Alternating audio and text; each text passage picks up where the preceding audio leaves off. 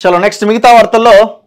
కవితకు no bail మధ్యంతర bail పిటిషన్ను తిరస్కరించిన కోర్టు బెయిల్కు కొడుకు పరీక్షలకు సంబంధం లేదు అన్న జడ్జ్ ఆమె ఏమన్నదంటే నా కొడుకు 11వ తరగతి చదువుతున్నాడు తల్లి పక్కన ఉండాలి సో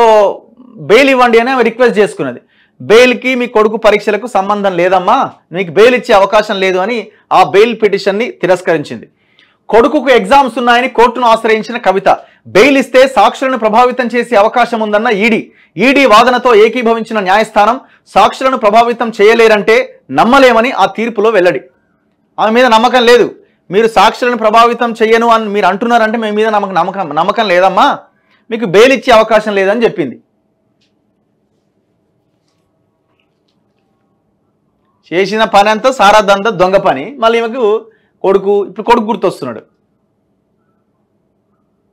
మరి రేపు పొద్దున మరి ఇట్లా ఈ దందాల దొరికితే గవర్నమెంట్ మారితే జైలుకి పోతే సిచ్యువేషన్ ఏంది అని పిల్లల గురించి ఆలోచించినవా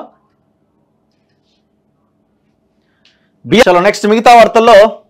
కవితకు నో బెయిల్ మధ్యంతర బెయిల్ పిటిషన్ను తిరస్కరించిన కోర్టు బెయిల్కు కొడుకు పరీక్షలకు సంబంధం లేదు అన్న జడ్జ్ ఆమె ఏమన్నదంటే నా కొడుకు 11వ తరగతి చదువుతున్నాడు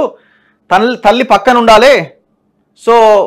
బెయిల్ ఇవ్వండి అని ఆమె రిక్వెస్ట్ చేసుకున్నది బెయిల్కి మీ కొడుకు పరీక్షలకు సంబంధం లేదమ్మా మీకు బెయిల్ ఇచ్చే అవకాశం లేదు అని ఆ బెయిల్ పిటిషన్ని తిరస్కరించింది కొడుకుకు ఎగ్జామ్స్ ఉన్నాయని కోర్టును ఆశ్రయించిన కవిత బెయిల్ ఇస్తే సాక్షులను ప్రభావితం చేసే అవకాశం ఉందన్న ఈడీ వాదనతో ఏకీభవించిన న్యాయస్థానం సాక్షులను ప్రభావితం చేయలేరంటే నమ్మలేమని ఆ తీర్పులో వెల్లడి ఆమె మీద నమ్మకం లేదు మీరు సాక్షులను ప్రభావితం చేయను అని మీరు అంటున్నారంటే మీ మీద నమ్మకం లేదమ్మా మీకు బెయిల్ ఇచ్చే అవకాశం లేదని చెప్పింది